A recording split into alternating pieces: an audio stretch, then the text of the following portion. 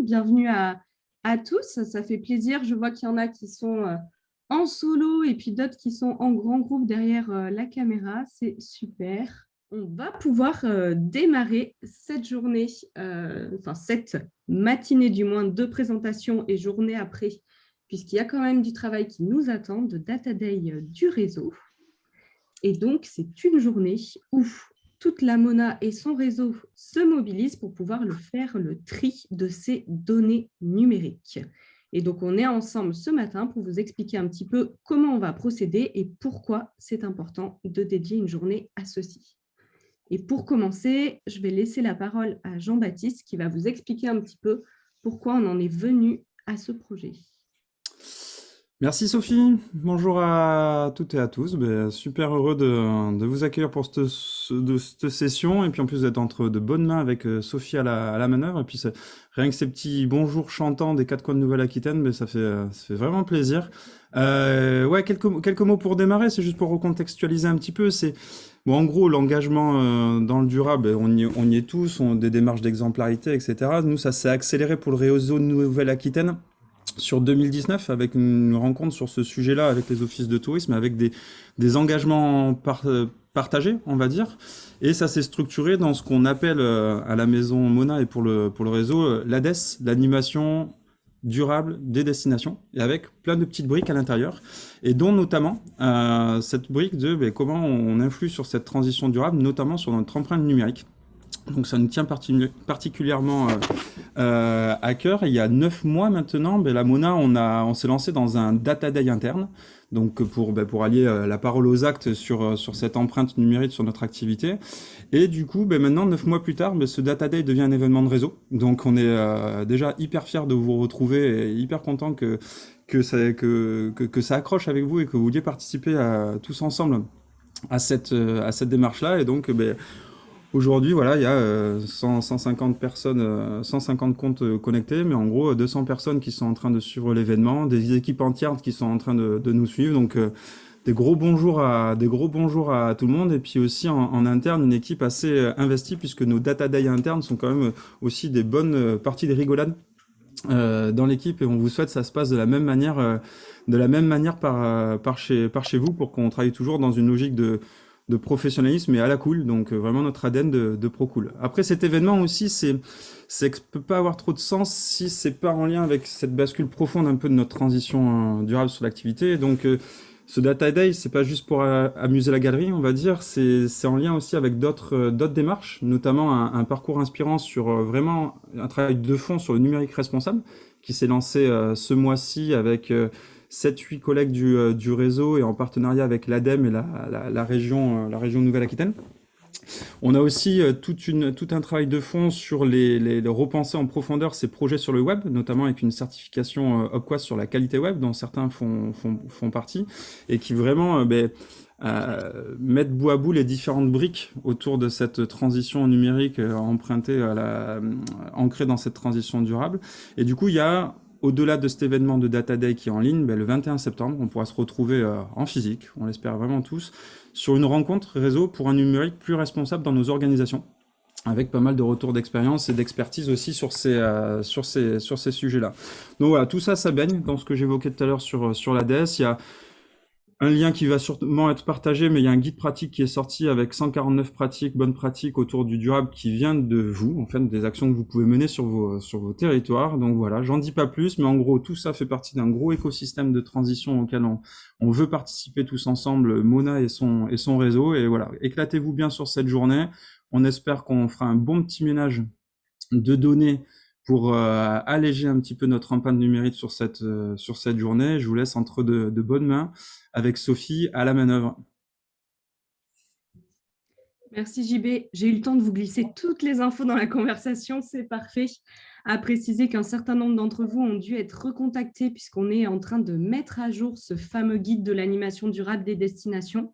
Donc, si vous avez des bonnes pratiques à nous partager, n'hésitez surtout pas à nous les faire remonter puisqu'on essaye de le mettre à jour dès qu'on peut. Et du coup, c'est bien l'objectif de cette journée de parler un petit peu de responsabilité numérique. Et je vais tout de suite vous montrer le programme puisqu'on est ensemble pour une bonne heure. pour parler un petit peu de l'impact du numérique aujourd'hui, pour vous présenter ce projet de Data Day qui a été initié, qui est initié d'ailleurs par une association qui est mondiale et même nationale. Et puis ensuite, on va vous expliquer un peu la méthodologie qu'on va pouvoir mettre en place pour pouvoir trier, nettoyer ses mails, mais aussi nettoyer son ordinateur et son drive. Alors, il est important de préciser que ce ne sont pas les seules actions que l'on peut mener, mais c'est celles sur lesquelles on a décidé de se concentrer cette année.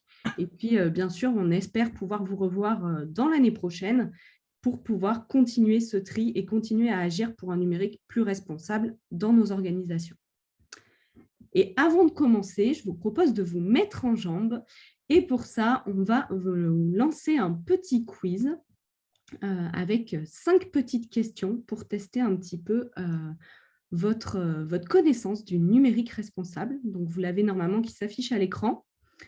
S'il y en a qui le voient et qui peuvent me faire un petit pouce sur leur caméra, c'est parfait. Merci Amélie, merci Sophie, j'en vois plein. Top. Vous allez pouvoir répondre donc aux 5 petites questions et on détaillera les réponses un petit peu plus tard.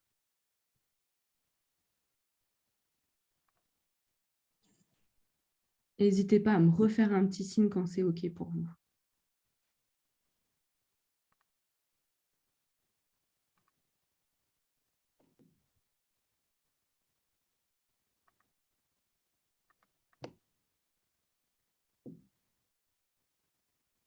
Top, je vois des pouces qui se lèvent.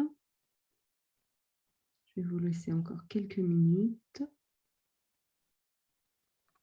Fini du côté d'Alexandra, top. Marion aussi, Pierre aussi. Ça y est, tout le monde a pu répondre. Bon, parfait. Alors, Manon, qui a la manœuvre du quiz, tu vas même pouvoir afficher les réponses pour qu'on ait un petit résultat en direct. Et je vais pouvoir vous développer tout ça tout au long de cette petite présentation. Vous allez découvrir les réponses et vous allez surtout découvrir que le numérique a un impact, que ce soit sur l'environnement, sur nos vies quotidiennes, mais aussi sur nos organisations de travail. Et la première chose qui nous paraissait important à préciser, c'est que le numérique, ce n'est pas quelque chose de nouveau et c'est une croissance exponentielle. Si on a dû déjà attendre des milliers d'années entre l'écriture et le premier moteur, on va voir que dans les années 1800 vont arriver les premiers ancêtres du numérique. On commence avec le premier téléphone fixe. Je vous ai mis la petite image parce qu'il faut se rappeler qu'à l'époque, ça ressemblait à ça. Et puis, on voit petit à petit apparaître l'ampoule, la radio, l'ordinateur dès 1945. Contrairement à ce qu'on pense, ce n'est pas le Minitel qui est apparu en amont, puisqu'il date uniquement de 1980. On avait déjà avant des premières intelligences artificielles qui ont fait leur apparition. Et puis, à partir des années 83, le téléphone portable, le SMS, qui pour actualité, le tout premier SMS s'est vendu il n'y a pas très longtemps à un prix aux enchères inimaginable.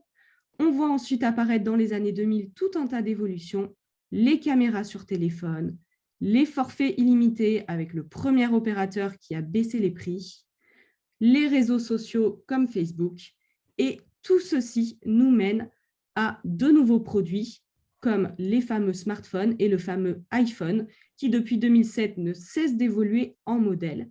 Et tout ceci nous amène vraiment à un numérique qui est de plus en plus présent dans notre quotidien et dont aujourd'hui on ne peut plus se passer, que ce soit au niveau professionnel et au niveau personnel. Qu'est-ce que ça crée tout ça ? Un impact qui est bien réel, puisque c'était la première question, et l'impact du numérique à l'heure actuelle est bien de 3,8, donc près de 4%. Il représente 4% des émissions de gaz à effet de serre qui sont réalisées par ce secteur du numérique. C'est quand même considérable parce que ça émet plus d'impact que le secteur de l'aviation civile. Et le problème, c'est que ce chiffre, il ne fait qu'évoluer et on estime que d'ici 2025, il représenterait 8% des émissions de gaz à effet de serre. Alors que je vous le rappelle, si vous êtes là, vous le savez bien, c'est qu'on doit diminuer ces émissions pour essayer de limiter notre impact sur la planète pour pouvoir continuer à vivre avec nos ressources. Quel est le problème avec ça? C'est qu'aujourd'hui, on a de plus en plus d'équipements. Et c'était la question numéro 2. On n'est pas aujourd'hui à 34 000 ou 34 millions, mais bien à 34 milliards d'équipements numériques utilisés dans le monde. Aujourd'hui, on dénombre plus précisément 631 millions d'équipements utilisés par 58 millions de personnes. Quand on fait attention aux chiffres, on se rend compte qu'il y a en moyenne 11 équipements par utilisateur. Et il faut savoir que si on retire les jeunes de moins de 15 ans et les seniors de plus de 70 ans, le taux il augmente jusqu'à 15 appareils par utilisateur. On a donc 2 problématiques. La première, on a beaucoup plus d'appareils numériques que d'utilisateurs. Et la seconde, on se rend compte que quand on enlève certaines tranches de la population, comme les personnes âgées, on a donc un déséquilibre, et ce qui montre qu'actuellement, on a un souci d'accessibilité à ces outils chez certaines catégories de la population. On parle des personnes âgées, mais on va aussi le rencontrer chez certaines personnes qui sont, par exemple, dans les pays pauvres et qui n'ont pas forcément d'accès à ces équipements. On a donc un autre souci qui se détecte en plus de la surprésence d'équipements, qui est l'accessibilité. À titre de comparaison, au niveau mondial, le nombre d'équipements en moyenne utilisés par utilisateur est de 8. Donc, rendez-vous compte qu'on a de la chance d'avoir accès à tous ces équipements, mais qu'on en a vraiment une surutilisation de nos jours. Et cette surutilisation, elle est au quotidien. Vous avez votre ordinateur aujourd'hui, vous avez votre smartphone, mais on va aussi avoir des consoles de jeux, on va même avoir aujourd'hui des frigos connectés, des miroirs connectés, des voitures connectées, etc. Donc, on ne fait que continuer à utiliser des équipements et à les démultiplier. Et ça va poser des problèmes en termes d'impact, qu'ils soient sociaux, environnementaux ou économiques. Aujourd'hui, une donnée numérique, en moyenne, elle parcourt 15 000 kilomètres. C'était la question numéro 3 qui vous était posée. Et pourquoi elle parcourt ces kilomètres? Je vous ai mis 2 petits schémas qui vous expliquent comment fonctionne le web. On ne va pas trop rentrer dans le technique, je vous rassure, mais tout simplement, quand on, par exemple, fait appel à un moteur de recherche, peu importe le moteur de recherche qu'il soit, comment ça se passe? Quand vous cliquez sur l'icône de votre moteur de recherche, je vais prendre le plus connu, quand vous cliquez sur Google Chrome, vous avez une information qui passe dans des réseaux, des câbles, jusqu'au data center du moteur de recherche qui va vous afficher la page Google Chrome avec le petit encart. Vous allez taper votre mot-clé. Là, l'information va encore une fois circuler à travers les tuyaux pour aller sur le data center qui va vous afficher les différents mots-clés. Vous allez cliquer sur « Valider ». Le data center va vous afficher une page et ensuite, vous allez cliquer sur la page et encore une fois, l'information traverse dans tous ces tuyaux pour vous afficher le résultat. On ne s'en rend pas compte, ça se passe en quelques fractions de secondes et pourtant, ça a un impact et c'est bien réel puisque cette information, elle n'est pas comme par magie, mais elle passe bien par des câbles électroniques. Et ça, c'est la même chose quand on fait un mail. C'est le schéma que vous avez juste ici. Quand vous écrivez un mail, on a chacun des fournisseurs de messagerie différents. Donc, il va d'abord aller chez votre fournisseur à vous. Il va passer dans des centaines de câbles avant d'aller au fournisseur de votre destinataire. Et en quoi ça pose problème? C'est que pour écrire ces mails, pour faire ces recherches, on a besoin d'équipements, mais on va aussi avoir de plus en plus de données qui vont circuler et on va avoir de plus en plus d'utilisateurs, puisqu'en général, quand vous écrivez un mail, vous mettez plusieurs personnes en copie et donc tout autant d'informations qui vont circuler dans ces énormes câbles. Et on fait une petite comparaison. Alors, il faut savoir que les statistiques, elles sont en réalité très difficiles à trouver et puis à affirmer, mais on estime qu'en moyenne, un mail à envoyer à un destinataire, c'est l'équivalent d'une ampoule de 25 watts allumée pendant 60 minutes, ce qui est quand même considérablement important. Plus vous multipliez les destinataires, plus vous avez d'ampoules et plus longtemps vous les laissez allumées. Alors, bien sûr, ça va dépendre de la typologie de mail. Est-ce que c'est un mail tout simple? Est-ce que c'est un mail avec une pièce jointe, avec des images, etc. Bien évidemment, plus il est lourd, plus il va émettre d'énergie durant son transport. On a également un autre problème en plus de ces équipements et de ces flux de données, c'est les fameux matériaux nécessaires. Il faut savoir qu'à l'heure actuelle, et c'était la question numéro 4, vous avez 70 matériaux qui sont nécessaires pour fabriquer un smartphone de 5 pouces. Donc, c'est tout petit et c'est considérable. Je vous mets dans la conversation le petit site qui est extrait duquel vous avez la capture d'écran qui s'affiche et sur lequel vous allez pouvoir tester tous les matériaux qui composent votre smartphone et qui composent les différentes couches, l'écran, le boîtier, la carte, etc. La problématique, c'est qu'actuellement, ces matériaux, pour les extraire, il y a énormément de pollution qui se crée. Et en plus, cette extraction, elle est parfois très difficile et certains métaux et matériaux sont de plus en plus rares. On peut par exemple vous citer l'argent, l'or, le plomb, le cuivre, etc. Et il faut se dire qu'à l'horizon de 30 ans, ce qui n'est rien, dans 30 ans, certains de ces métaux auront définitivement disparu. C'est la carte que je vous montre à l'écran et c'est les différents métaux que vous pouvez voir apparaître en rouge. Et sur le site, vous pouvez aller tester vous-même en regardant les différents métaux. On vous explique lesquels sont en voie de disparition. Bon, alors, il y a des petits malins, hein, puis rassurez-vous, on est dans le domaine du numérique, qui se disent, bon, bah, c'est pas grave, s'il y a des métaux, on ne les a plus sur Terre, bon, on pourra toujours aller les chercher sur la Lune ou pourquoi pas sur d'autres planètes. Ce qui, je pense, n'est quand même pas une solution. Mais sachez que c'est bon, d'ici 30 ans, on aura toujours des smartphones, on aura toujours des équipements électroniques, puisqu'on trouvera toujours une solution tierce. Aujourd'hui, je vous donne un exemple concret. La Chine, elle produit 95% de ce qu'on appelle les terres rares, donc des métaux qui sont rares dans le monde. Et donc, il faut en moyenne 15 à 20 ans entre le moment où on trouve une mine de terres rares et le moment où on commence à l'exploiter. Donc, dès maintenant, il y a des personnes qui sont déjà en train d'exploiter beaucoup de terres pour essayer de trouver ces fameux métaux qui sont en manque. Ça pose un problème, bien entendu, puisque ça pose un problème environnemental de pollution quand on va aller travailler dans ces mines, mais ça pose également un problème social, puisque vous vous doutez bien que dans ces mines travaillent beaucoup d'enfants, de mafias pour pouvoir extraire ces métaux, de problèmes géopolitiques, etc. Et c'était la question numéro 5 qui vous demandait combien de métaux sont réellement recyclés. Parce qu'en effet, il ne suffit pas de les extraire. Une fois que votre téléphone est en fin de vie, qu'il ne fonctionne plus, il va falloir tout simplement le recycler.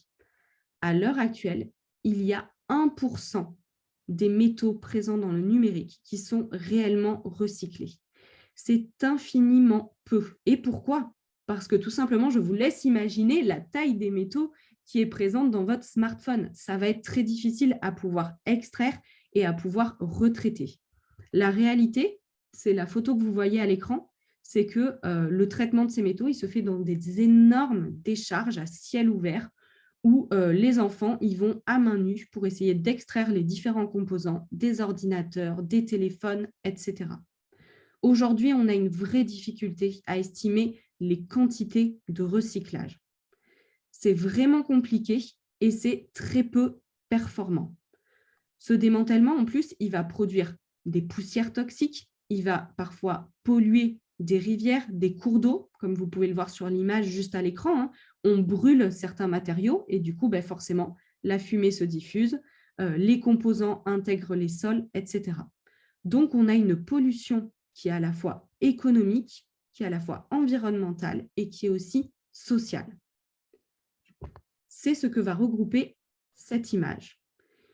Alors, je suis restée assez soft, hein. Je n'ai pas voulu trop vous déprimer ce matin, j'ai mis les images les plus responsables qu'on peut avoir, mais vous retrouvez en haut à gauche tout simplement une exploitation dans une mine avec des enfants qui travaillent, des militaires qui font chasse gardée, mais il faut savoir que on a extrêmement de personnes qui travaillent dans ces mines, qui vont extraire les métaux et qui après se les font voler, ou alors de pays qui discutent entre eux pour savoir exactement combien on va extraire, combien on va pouvoir recycler, etc. À droite, vous avez une image dont on a souvent peu conscience et qui est celle de ces fameux réseaux dont je vous parlais tout à l'heure. Vous vous souvenez sur le schéma où je vous expliquais comment circule l'information à travers des câbles et à travers des câbles qui sont autres que des câbles sous-marins. Ce n'est pas quelque chose de nouveau, ça existe depuis toujours. La télécommunication passe par des câbles, l'électricité passe par des câbles et ces câbles sont présents bien souvent sous la mer. Ce sont les câbles de la fibre optique, les câbles du téléphone, etc.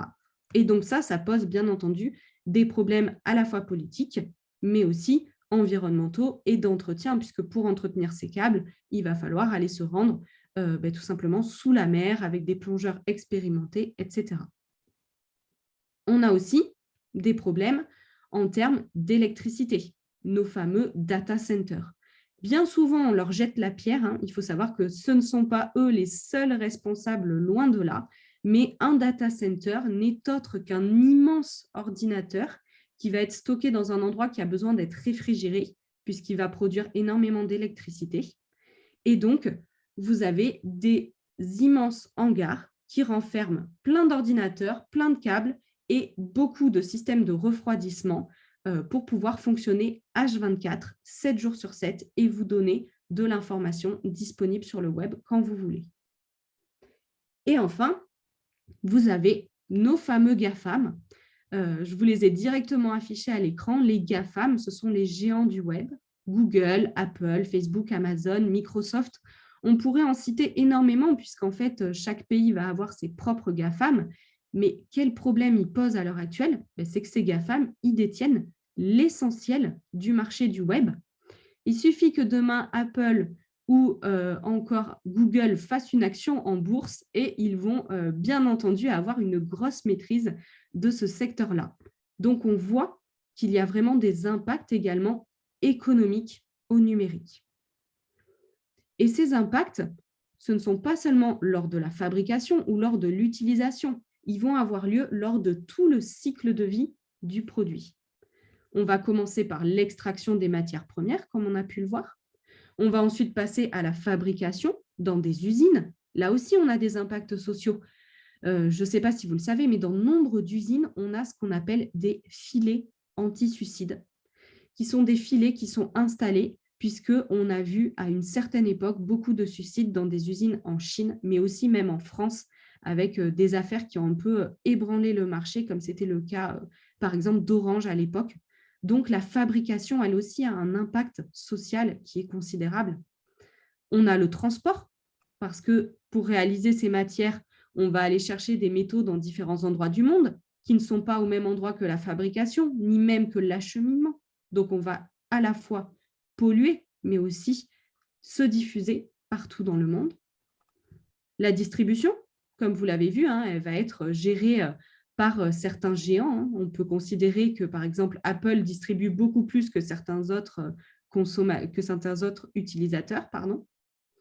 Ensuite, on va avoir la phase d'utilisation, celle qu'on a tous les jours. On va recharger son ordinateur, on va utiliser des applications, on va consommer de l'électricité.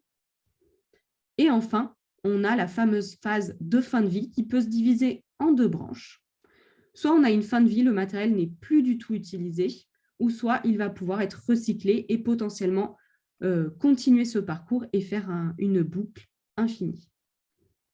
Quand on parle de la fin de vie de notre matériel, je voulais vous sensibiliser à quelque chose qui est le fait de bien recycler son matériel. C'est aussi l'un des objectifs de ces journées de tri, c'est de sensibiliser à notre utilisation du numérique. Et je suis sûre que parmi vous, il y en a qui ont à l'heure actuelle, dans leur tiroir, chez eux, au fond d'un placard, un vieux téléphone ou un vieux câble qui ne sert plus à rien, mais qu'on garde parce que on ne sait jamais. Et pourtant, c'est un câble ou un matériel qui pourrait être réutilisé et qui pourrait être recyclé de façon correcte. Donc, ça va être important de se renseigner sur les filières de recyclage adaptées. Et à la fin de l'intervention, je vous donnerai des petits exemples pour savoir où est-ce que vous pouvez aller trier ce matériel. Il est important de savoir ce cycle de vie du produit, puisqu'aujourd'hui, on va agir sur une des parties, l'utilisation, mais au quotidien, quand vous utilisez le numérique, quand vous achetez un appareil, vous pouvez agir sur chacune de ces étapes. Et c'est ça qu'on va appeler le numérique responsable. C'est l'image que vous voyez à l'écran et que vous connaissez bien, puisque maintenant, vous commencez à la voir tous les jours. C'est l'image du développement durable avec ces 3 piliers. Et le numérique n'y échappe pas. Quand on fait du numérique responsable, c'est une démarche d'amélioration continue qui va viser à améliorer l'empreinte écologique et sociale du numérique. Pour ça, on va chercher à avoir une limitation des impacts de la consommation. On va chercher à rendre le numérique inclusif et accessible à tous. On va chercher aussi à le rendre plus éthique, en accord avec nos valeurs. On va essayer de favoriser la résilience dans les organisations et aussi de permettre l'émergence de nouveaux comportements et de valeurs qui nous tiennent à cœur. Et pour mener ce numérique responsable, l'une des premières étapes, c'est de pouvoir faire un tri de ces données et pouvoir réfléchir à son utilisation au quotidien. Et pour réduire son utilisation, on peut mener différentes actions. La première, c'est celle qu'on fait aujourd'hui, c'est de se sensibiliser aux enjeux et aux impacts du numérique responsable, voire même de se former à la thématique. Pour ça, il existe énormément de ressources sur Internet et il y a un MOOC qui a été réalisé par l'Institut du numérique responsable que je vous encourage à réaliser, qui est entièrement gratuit. Il y a 2 parties, une première qui se réalise en 30 minutes et une seconde qui est un peu plus longue et qui vous prendra à peu près une demi-journée pour la réaliser et qui vous explique tous les impacts sociaux, environnementaux et économiques du numérique. Je vous mettrai le lien dans la conversation juste après. La deuxième action que vous pouvez faire, c'est mesurer pour pouvoir connaître vos consommations. Et c'est ce qu'on va vous demander durant cette journée de Data Day, c'est de mesurer pour avoir un point de départ, savoir combien de mails vous avez à l'heure actuelle dans votre boîte mail et combien vous en aurez à la fin de la journée. Ça va vous permettre de vous donner une estimation de combien vous avez pu trier et combien vous avez pu réduire votre empreinte environnementale. Troisième action, et la plus importante, c'est vraiment de limiter et de faire durer son matériel électronique et numérique. Vous l'avez compris, les phases les plus importantes de pollution sont créées lors de la fabrication. Et tout simplement, faire durer son matériel de quelques mois ou quelques années en plus va permettre d'augmenter considérablement considérablement votre empreinte, tout simplement, électronique et digitale. Donc vraiment, faites durer votre matériel, conservez-le un peu plus, évitez de tomber face aux tendances du marketing et d'avoir envie absolument de ce nouveau téléphone à la mode qui a un super appareil photo, parce qu'au final, réfléchissez bien combien de photos vous prenez et est-ce que vous en avez réellement besoin. Autre action qui est réalisable, acheter de façon responsable. Et pour ça, on va prendre en compte des labellisations, on va réfléchir où a été produit mon équipement, combien de temps il va durer, est-ce que je peux le réparer facilement ou au contraire, est-ce que son créateur a par exemple soudé le capot de son ordinateur comme ça se fait de plus en plus et dans ce cas, je ne peux ni changer la batterie, ni changer la carte mère, la mémoire, etc. Quand on achète, il faut vraiment se poser la question de quel matériel et quelle utilisation on va en faire. Autre action, concevoir de façon responsable. Là aussi, on va se poser des questions. Demain, vous avez besoin d'un nouveau site web. Qu'est-ce que vous allez mettre à l'intérieur? À une époque, c'était la mode et moi aussi, je l'ai fait. Je suis sûre, un bon nombre d'entre vous, on mettait des widgets météo, des widgets avec les réseaux sociaux sur notre site Internet, si bien qu'on avait un site où il y avait un tas d'informations. Est-ce que c'est vraiment nécessaire? Est-ce qu'on a besoin d'avoir toute cette information? Pourquoi l'utilisateur va se rendre sur votre site Internet? C'est autant de questions qui vont vous permettre de pouvoir concevoir votre support de façon responsable. Ensuite, bien entendu, on va pouvoir passer à l'utilisation. Et ici, il va s'agir de sécuriser son utilisation et de rendre accessibles ces données à tous. Pensez au mot de passe, pensez tout simplement à indiquer quand vous avez une newsletter, à quelle fréquence vous allez pouvoir l'envoyer, qu'est-ce que vous allez faire des données qui sont récoltées, etc. Ça permet de créer une relation de confiance et une relation sécure pour tous sur le web. Optimiser l'utilisation et limiter le flux des données, c'est pile la thématique de la journée puisque c'est vraiment ce qu'on va chercher. en essayant de faire un peu le tri dans nos boîtes mail et dans nos drives. On va chercher à optimiser notre utilisation, à retrouver plus facilement nos documents, à les identifier plus facilement et à limiter nos données, à limiter les flux qui sont créés constamment et ainsi à limiter de l'énergie, puisque rappelez-vous, les data centers fonctionnent H24, 7 jours sur 7 pour nous provenir tout simplement cette énergie. Donc, on va chercher à la limiter pour pouvoir avoir un impact qui soit moindre. Ensuite, on va pouvoir recycler et assurer une fin de vie qui soit décente à son appareil. Et enfin, on va pouvoir qualifier ces actions parce que, comme dans toute démarche, c'est important de pouvoir les valoriser par la suite. Tout ceci va se faire à travers ce qu'on appelle le Cyber World Cleanup Day, qui est la journée mondiale du tri des données numériques. Et je vais vous la présenter un petit peu, puisqu'on n'en est pas à l'initiative, loin de là. Cette journée, elle a été créée par 2 grosses institutions qui sont l'Institut du numérique responsable, dont je vous ai parlé précédemment, où vous allez pouvoir faire le MOOC d'auto-formation, et le World Cleanup Day France. Ce sont 2 structures qui se sont réunies dans une démarche globale et qui ont pour objectif de coordonner 180 pays et 5% de la population mondiale sur une seule journée pour pouvoir nettoyer les données numériques de notre planète. Alors, c'est une grosse ambition, mais ça fait plusieurs années déjà que ça existe. Et l'objectif, c'est durant une semaine ou une journée de pouvoir supprimer nos données sur le cloud, sur les mails, sur notre téléphone et favoriser le réemploi de nos équipements. Chacun peut agir. Nous, c'est ce qu'on a décidé de faire à la Mona. Avec notre bureau, on s'est engagé, on a fait notre propre tri et on vous a proposé cette matinée de sensibilisation pour que vous puissiez faire de même. La raison d'être de ce mouvement, c'est de pouvoir sensibiliser à la thématique du numérique responsable, de pouvoir contribuer à allonger la durée de vie des équipements de chacun, puisque quand on fait du tri, on va tout simplement demander moins d'énergie à son appareil pour fonctionner.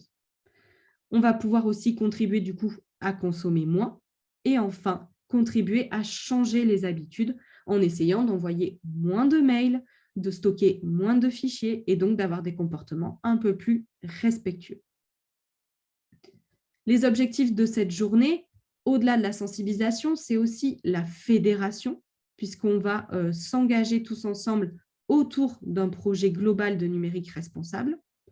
On va le faire en convivialité, parce que je vous encourage, et j'en ai vu plusieurs qui étaient derrière les bureaux. Et comme je vous l'ai dit, nous, à la Mona, ça a vraiment été un moteur cette journée, puisqu'on en profite pour se retrouver tous ensemble, se questionner sur des mails, des dossiers, retrouver aussi des pépites. Ça nous est arrivé, on a retrouvé des photos stockées au fin fond de nos dossiers ou encore des dossiers à l'ancienne qui étaient déposés et qui étaient assez drôles à relire. On va pouvoir engager un premier pas. Parce que, je vous le dis, ça ne sera pas la seule journée qui vous sera proposée. Je vous encourage vraiment à la refaire peut-être dans l'année. Et dans tous les cas, on vous donnera rendez-vous l'année prochaine pour pouvoir la refaire tous ensemble. Et enfin, ça va permettre de mesurer, puisque c'est quand même une étape importante, même si elle est très controversée, puisque c'est très difficile de donner une équivalence en termes d'énergie à l'action que nous allons faire. On va vous partager un petit questionnaire où vous allez inscrire à chaque fois le nombre de mails de départ et le nombre de mails final. Et on va pouvoir transmettre ce questionnaire à l'association nationale qui va nous estimer le nombre de données qu'on aura économisées. Et la méthodologie vous sera par la suite partagée. Donc, vous pourrez refaire l'opération chez vous et puis savoir exactement combien vous avez économisé suite à cette journée. Est-ce que c'est assez clair pour tout le monde? Ouais, je vois des têtes qui acquiescent. C'est super. Eh bien, écoutez, il est temps de développer un petit peu la méthodologie du jour. Et la première action que je vous propose de réaliser, c'est le tri et le nettoyage des boîtes mail. Alors, pour ça, l'association du World Cleanup Day a fait super bien les choses. Vous avez un petit guide que je vous glisse dans la conversation qui va vraiment vous permettre de savoir par quoi commencer et comment faire le tri, mais on va aussi le voir ensemble rapidement. Donc, pour rappel, avant de commencer à trier votre boîte mail, on va vous demander de noter le nombre de départs. Le nombre, c'est quoi? C'est un nombre numéraire. Combien il y a de mails au total? 50, 100, 200, etc. Ensuite, on va vous demander combien cela représente en termes de poids. 2 gigas, 3 mégas, etc. Généralement, dans le guide, vous allez retrouver la méthodologie, mais peu importe votre logiciel de messagerie mail, que ce soit Google, Outlook, Thunderbird, etc., vous allez toujours avoir un onglet paramètres où vous allez pouvoir consulter l'espace de stockage et vous allez pouvoir découvrir du coup le nombre numéraire, mais aussi le poids de vos mails sur votre messagerie. La première étape va donc être de l'inscrire sur un petit bout de papier, puisque vous en aurez besoin pour la suite, parce qu'à la fin de la journée, vous allez les reconsulter et voir combien vous avez économisé. Une fois que vous avez noté ce nombre, vous allez pouvoir commencer à trier vos mails. Et la première étape, quand on fait du tri, c'est de prendre le temps de ranger ces mails et de les classer avec des libellés dédiés. Ça va vous permettre de gagner en efficacité. J'ai l'impression un peu ce matin, pour ceux qui suivent, d'être la Marie Kondo du nettoyage de mails, mais c'est exactement ça. La première étape, c'est de tous les regarder pour tout simplement vous dire de quoi ils se composent et comment je vais pouvoir bien les trier. Vous allez faire des catégories en fonction du type de mail que vous recevez. Ensuite, vous allez pouvoir passer au tri. Et dans le tri, vous allez pouvoir passer à l'étape de suppression. Ici, on ne va pas chercher à tout supprimer, mais on va chercher à supprimer les mails qui sont passés, qui sont inutiles, ou les fameuses réponses automatiques quand vous écrivez à quelqu'un et qu'il est en congé, par exemple. On va aussi chercher à supprimer les mails les plus lourds, ceux qui comportent des pièces jointes et que vous avez surtout déjà téléchargés et classés ailleurs. Et on n'oubliera pas de supprimer la corbeille, parce que bien souvent, on l'oublie, mais à la fin de la journée, une fois qu'on a supprimé tout ce qui ne nous sert plus, tout ce qui est ancien, on va pouvoir vider sa corbeille. Et ensuite, on va tout simplement pouvoir prendre de nouvelles habitudes. Ces nouvelles habitudes, c'est de faire des mails qui soient légers. Donc pour ça, on va cibler les destinataires à qui on écrit. On va chercher à compresser les pièces jointes avant de les envoyer. J'avais une collègue qui me disait souvent qu'elle utilisait le site I Love PDF. Je lui disais, mais qu'est-ce que c'est que ton site? C'est tout simplement un site internet qui vous permet de compresser en quelques secondes votre PDF et c'est une action indispensable quand vous envoyez un mail parce que bien sûr, plus le PDF est lourd, plus le mail va être lourd et comme il passe à travers les réseaux, il va dépenser de l'énergie. On peut aussi utiliser des sites de dépôt temporaires qui va vous permettre d'avoir votre pièce stockée à un endroit pendant un certain temps et une fois que votre destinataire l'a téléchargée, elle est effacée et supprimée des data centers, ce qui permet d'économiser du stockage. Autre habitude qu'on peut prendre, c'est d'éviter de répondre avec l'historique. Nous, à la Mona, à une époque, on en était assez friands, on répondait sans trop regarder, si bien qu'on se retrouvait parfois avec 20 mails à la suite, puisqu'à chaque fois, on conservait l'historique. Et autant vous dire que si vous avez quelqu'un qui a une signature avec des images, vous allez à chaque fois multiplier le poids de l'email, puisqu'à chaque fois, la signature va s'ajouter et les images vont s'ajouter les unes à la suite des autres. Donc ça, c'est aussi une action que vous pourrez prendre dès demain pour alléger le poids de vos mails. Et enfin, la dernière action, c'est de se désabonner. Alors attention, je ne vous dis pas de vous désabonner de tous, surtout pas de la newsletter Mona, sinon Hélène va me taper sur les doigts, mais de vous désabonner des newsletters qui ne sont pas lues. Aujourd'hui, c'est vrai qu'on a une habitude à souvent s'abonner et puis bien souvent, c'est automatique. Quand on s'inscrit quelque part, on est abonné à une newsletter. Ce qui va être important, c'est de vous poser la question, est-ce que je la lis? Si vous êtes dans une structure où vous recevez à 5 ou 10 de vos collègues la même newsletter, est-ce que c'est utile?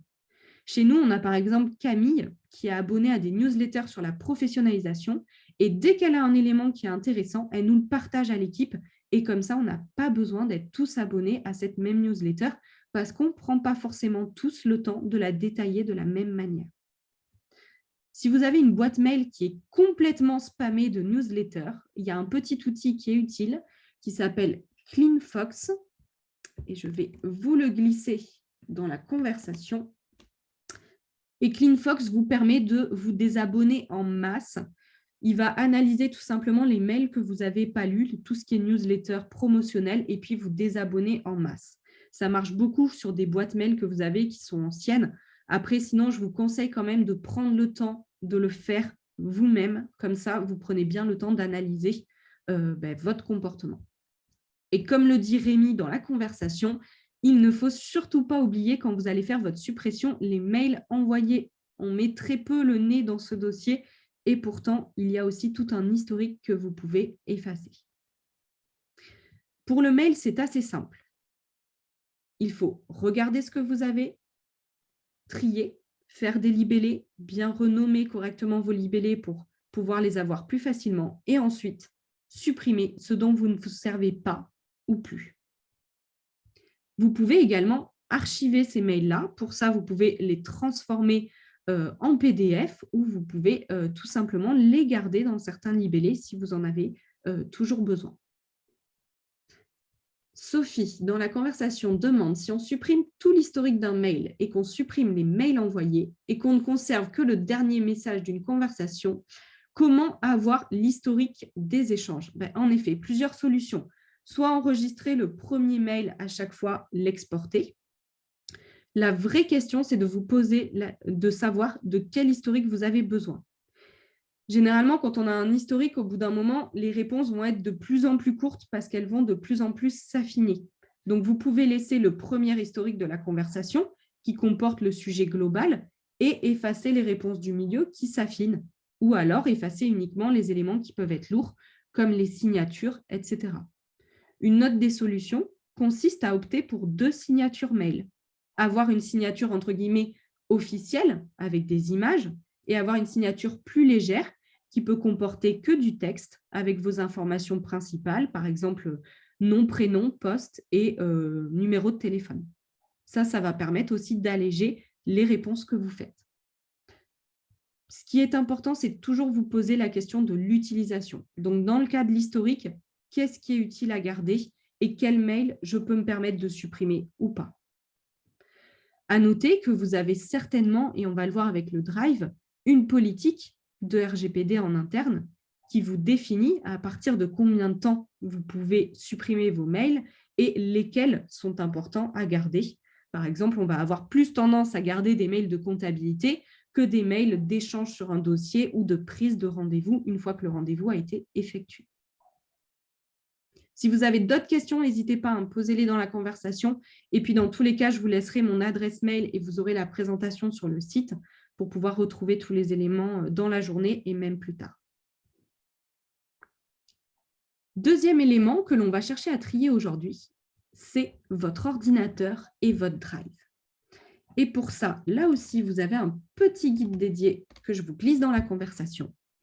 Et on va être sur le même principe. Avant de commencer, on va noter le nombre de fichiers que l'on a. Encore une fois, quand vous êtes sur votre ordinateur, vous allez le retrouver dans la rubrique, alors généralement dans les paramètres ou dans le système, vous avez une rubrique qui va s'appeler stockage ou espace de stockage et vous allez pouvoir regarder combien vous avez de fichiers ou de dossiers. C'est la même chose si vous avez des clouds en ligne, que ce soit Google Drive ou OneDrive. Quand vous allez aller dans le paramètre du compte, vous allez pouvoir avoir un onglet stockage et vous allez pouvoir voir combien vous avez de documents en numéraire ou combien vous avez de documents en termes de poids. Donc, la première étape va être de vous noter ce poids quelque part pour pouvoir l'avoir par la suite.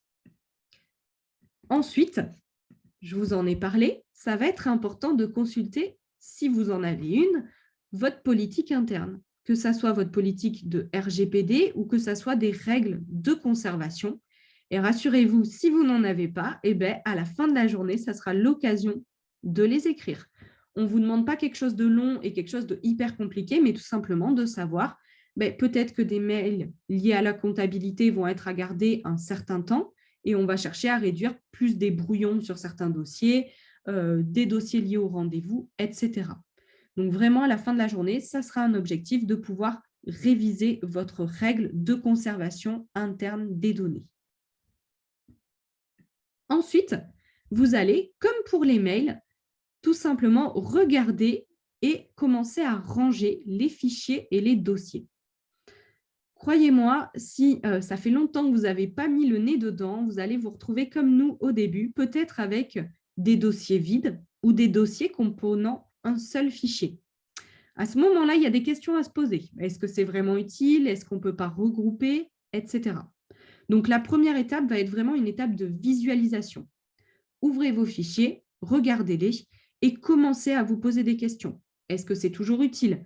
Est-ce que ce sont des documents préparatoires ou alors est-ce que ce sont des documents définitifs? Souvent, par exemple, quand on a une signature, on garde le document avant signature, après signature. Est-ce que c'est toujours utile? Est-ce qu'il ne vaut pas mieux garder le document en version éditable qu'en version PDF? Comme ça, je pourrais m'en resservir, etc. On va organiser les fichiers et bien les nommer. Ça nous permettra de gagner en efficacité par la suite. Je vous mets tout de suite un attention puisqu'on l'a éprouvé et on l'a fait. Si vous vous apprêtez à trier des données sensibles, n'hésitez surtout pas et faites une sauvegarde. Vous faites une sauvegarde, vous branchez un disque dur externe, vous sauvegardez tout et vous vous dites, cette sauvegarde, je la garde pendant 30 jours, pendant 2 mois, à vous de définir, mais au moins vous êtes sûr d'avoir tout sauvegardé, comme ça, si vous faites une erreur de suppression, il y aura toujours un moyen de revenir en arrière pendant un certain temps. Une fois que cette sauvegarde est faite, que vous avez pu regarder vos fichiers, savoir de quoi ils se composent, il va être temps de pouvoir les trier. Ici, pour les trier, ce qu'on va chercher à faire, c'est supprimer les doublons. Par exemple, dans le cas de photos, on va supprimer les photos floues, les photos qui sont dupliquées, les photos qui sont parfois sauvegardées en qualité haute définition, basse définition. On va chercher à garder ce qui peut être réutilisé, donc uniquement de la haute définition, la basse servant beaucoup plus à être diffusée en ligne ou être envoyée à certains partenaires, par exemple. On va chercher à supprimer tout ce qui est brouillon de documents, tout ce qui est doublon. Et une fois qu'on a tout supprimé, encore une fois, on va bien penser à vider la corbeille. Et sur votre ordinateur, vider aussi ce fameux dossier qui s'appelle le dossier téléchargement, où on a tendance à empiler beaucoup de choses à la suite. Une fois que vous avez supprimé tous les fichiers et les dossiers qui sont inutiles, vous allez pouvoir, encore une fois, prendre de meilleures habitudes d'organisation. Vous allez tout simplement pouvoir avoir un naming de vos fichiers qui soit correct. Et vous le savez, depuis qu'on est passé au télétravail, quoi de pire que de mettre le nez dans un fichier d'un collègue qui nomme les choses de façon complètement différente de la vôtre et vous passez des dizaines de minutes à essayer de trouver l'information correspondante. Ce tri va vous permettre de tout simplement avoir une organisation qui soit commune à votre structure et qui va vous permettre de gagner du temps et de gagner de l'efficacité. Vous allez aussi pouvoir vous poser certaines questions, notamment sur la dématérialisation. Est-ce qu'il y a certains fichiers que j'ai besoin aujourd'hui d'avoir à la fois en stockage papier et à la fois en stockage numérique? Est-ce que je ne peux pas avoir que du stockage numérique ou que du stockage papier? Ici, je ne vous donnerai pas la réponse entre le numérique et le papier, qu'est-ce qui est mieux, parce que ça va vraiment dépendre de votre utilisation. Si vous voulez en savoir plus, je vais faire une auto-promo. On a une formation à la fin de l'année à la Mona qui consiste vraiment à étudier en fait l'impact des différents outils, à savoir si le papier ou le numérique est plus polluant. Et je vous le dis parce que ce n'est pas une réponse officielle, ça dépend vraiment de votre utilisation et de ce que vous allez en faire par la suite. Mais au moins, faire le tri de vos données numériques va vous permettre de vous poser la question. Et une fois que vous avez trié et supprimé vos données, vous allez pouvoir lancer un nettoyage disque ou alors utiliser des applications comme par exemple CCleaner qui vous permet d'aller nettoyer tous les petits fichiers, les caches, les historiques stockés dans votre ordinateur. Et ce nettoyage va permettre tout simplement de mieux faire durer votre équipement et de rallonger sa durée de vie. Et je viens de voir le message de Baptiste qui dit qu'on peut utiliser des logiciels de gestion de doublons type Duplicate Cleaner Free Donc, en effet, je ne connais pas le logiciel, mais je suppose qu'il va étudier si vous avez, par exemple, un PDF en doublon ou un document en doublon. Ce sont autant d'astuces qui vont vous permettre de gagner du temps lors de cette étape de tri. Qu'en est-il des outils comme Slack? Est-ce que c'est mieux que les mails groupés, par exemple un mail à équipe qui envoie vers 35 adresses, mais dans Slack, il faut aussi nettoyer? Alors, en effet, c'était une question de Delphine. Par rapport aux mails et aux messageries instantanées, en fait, il y a deux systèmes de fonctionnement qui sont différents. Le mail, vous l'avez vu, il va passer à travers différents réseaux et à travers différents data centers, celui du fournisseur et celui du destinataire. Quand vous utilisez une messagerie instantanée, elle va être stockée dans un seul data center.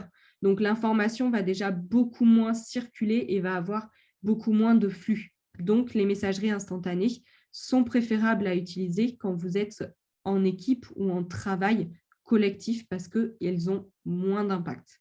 Mais, en effet, il faudrait les nettoyer de temps en temps et supprimer l'historique au bout d'un moment. Alors après, il n'y a pas de solution idéale, ça va être en fonction de votre structure. Est-ce que vous pouvez nettoyer les 6 derniers mois? Est-ce que vous pouvez nettoyer la dernière année? Ou alors, est-ce que vous pouvez décider d'une date dans l'année où à chaque fois, vous repartez de zéro? Comme ça va vous permettre d'avoir cette habitude et de le faire plus facilement. Là, je vous laisse décider vraiment en fonction de votre utilisation. Mais les messageries instantanées, voilà, il faut retenir que comparé à un mail, quand vous êtes en équipe, ça permet de réduire quand même votre impact. Bien sûr, c'est minime hein, et je nuance. Ce n'est pas parce que vous allez avoir une messagerie instantanée que demain, vous pouvez prendre 6 fois l'avion pour aller aux Caraïbes, vous la coulez douce, parce que là aussi, vous aurez un impact qui sera des millions de fois plus considérable que tout simplement votre messagerie instantanée ou vos mails. Est-ce que c'est OK pour vous pour tout ce qui était Drive et ordinateur? Ouais, super, je vois des pouces qui se lèvent. Et bien, du coup, maintenant, ça va être à vous de jouer. Il va être 10h30 et ce que je vous conseille, c'est que pendant minimum 2 heures, donc jusqu'à 12h30, vous vous concentriez à la tâche de tri des données. Donc, pour ça, si vous avez des données sensibles, pensez à faire une sauvegarde de secours. C'est l'étape numéro 1. Au moins, vous êtes sûr de vous. Vous n'allez pas faire de bêtises. Vous pourrez par la suite récupérer certains fichiers si jamais il y a un couac. Vous allez ensuite noter le nombre de départs, que ce soit des mails, que ce soit des fichiers ou des dossiers. Et vous allez, très important, vous déconnecter. Mettre votre téléphone en silencieux, couper votre messagerie, vous interdire de répondre aux mails que vous allez recevoir en même temps que votre tri pour pouvoir être concentré à la tâche. C'est la partie la plus difficile, je ne vous le cache pas. C'est pour ça que nous, dans la structure, on a instauré ces journées de tri où on se retrouve toute l'équipe en même temps, où on se coupe de nos mails, de notre messagerie, parce qu'on sait que si on a un doute sur un fichier ou un dossier, on peut facilement contacter son ou sa collègue pour lui poser la question et puis vraiment être concentré à la tâche parce que c'est très facile de nos jours et encore plus quand on parle de numérique, d'avoir des sollicitations extérieures. Je vous le partage déjà, mais je vous le renverrai par mail. Et je vois la question de Baptiste, je vais répondre juste après. Le questionnaire qui sera à remplir à la fin. Ce questionnaire, je vous le renverrai, rassurez-vous, vous avez plusieurs jours pour y répondre. Je vous le renverrai la semaine prochaine, lundi, puisque vous n'êtes pas obligé d'y répondre tout de suite, vous pouvez y répondre plus tard. Nous, il va être important puisqu'il va nous permettre de le renvoyer à l'association nationale qui va nous calculer l'impact qu'on aura économisé. Et en toute franchise avec vous, je dois le renvoyer avant la fin du mois. Donc, ça me laisse encore du temps pour pouvoir trier vos données. Si jamais vous n'avez pas le temps de finir et que vous voulez continuer un petit peu plus tard, pas de souci, vous pouvez le faire. Dans ce questionnaire, on va vous demander de noter un nombre numéraire, à la fois pour votre mail et pour votre drive. Si jamais vous n'avez pas le temps de faire les mails ou le drive, vous indiquez simplement 0 à l'endroit où vous n'avez pas fait de tri. Il n'y a pas de souci. Dans tous les cas, je vous rappelle, je vous laisse mes coordonnées à la fin si vous avez la moindre question. Et du coup, Baptiste ne nous pose pas une question, il nous donne un petit tips comme quoi, si vous utilisez Teams de Microsoft, vous pouvez gérer l'historique des conversations. Et donc, à ce moment-là, je suppose les supprimer ou même peut-être instaurer un quota maximum de messages. Ce sont autant d'astuces sur tous vos outils. N'hésitez pas à les regarder dans l'option paramètres. Vous avez toujours la mention de stockage et c'est là où vous allez pouvoir vous rendre compte des différentes données que vous avez. Enfin, si vous souhaitez aller plus loin, parce que cette journée n'est pas la seule et le tri des données, c'est vraiment quelque chose à faire de manière régulière, on vous a mis quelques petits tips. Sachez que demain, le 19 mars, c'est la journée officielle du tri des données. On vous a épargné de faire ces web séminaires le 19 mars. On s'est dit qu'on allait avoir quand même moins de succès pour certains d'entre vous en le faisant un samedi. Mais je vous encourage vivement à poursuivre l'opération et poursuivre l'opération, pourquoi pas, en famille, avec vos enfants, votre conjoint, vos amis, tout le monde, mobilisez-les autour de l'impact du numérique et autour de l'impact du tri des données. Vous pouvez le faire par exemple sur votre téléphone. Vous pouvez trier toutes vos photos qui sont stockées depuis bien longtemps. Vous pouvez trier les applications dont vous ne vous servez plus en les désinstallant. Vous pouvez aussi trier vos réseaux sociaux en remontant le fil des publications. Si on prend l'exemple de Facebook, en plus, il a mis un outil où maintenant vous pouvez remonter par année. Et là aussi, vous pouvez supprimer certaines vidéos, certaines photos qui sont lourdes et dont vous n'avez plus besoin. Vous pouvez également réparer votre matériel. Si vous avez au fond de votre tiroir un téléphone que vous avez changé de modèle parce qu'il ne vous plaisait plus mais qui fonctionne encore, vous pouvez aller le faire réparer. Vous pouvez également lui offrir une seconde vie et pour ça, on vous a mis différents petits outils et petits sites internet que vous pouvez retrouver pour à la fois réparer vos objets mais aussi leur offrir une seconde vie de façon correcte. Je souligne notamment l'initiative qui avait été faite par plusieurs d'entre vous et j'ai vu que l'équipe de Agen était là. Ils ont fait par exemple à l'office une boîte de collecte de téléphones portables qui n'est plus utilisée. C'est une super initiative. Chacun de vos collègues peut ramener les téléphones, mais vous pouvez aussi, pourquoi pas, la mettre à disposition du public en les incitant à ramener leurs vieux téléphones qui sont inutilisés, qui traînent au fond des couloirs, pour pouvoir les renvoyer à une entreprise et les collecter de façon correcte par la suite. Rappelez-vous que faire cette opération de nettoyage, ça va tout simplement permettre d'alléger l'équipement que vous allez utiliser. Et quand on allège son équipement, on va favoriser sa performance et on va par conséquent allonger sa durée de vie. Mais l'étape la plus importante, c'est de savoir que 80% de l'impact du numérique est lié à sa fabrication. Donc, par pitié, si vous faites l'effort de faire un tri aujourd'hui, évitez d'aller acheter un nouveau téléphone ce soir parce qu'on aura tout foutu en l'air.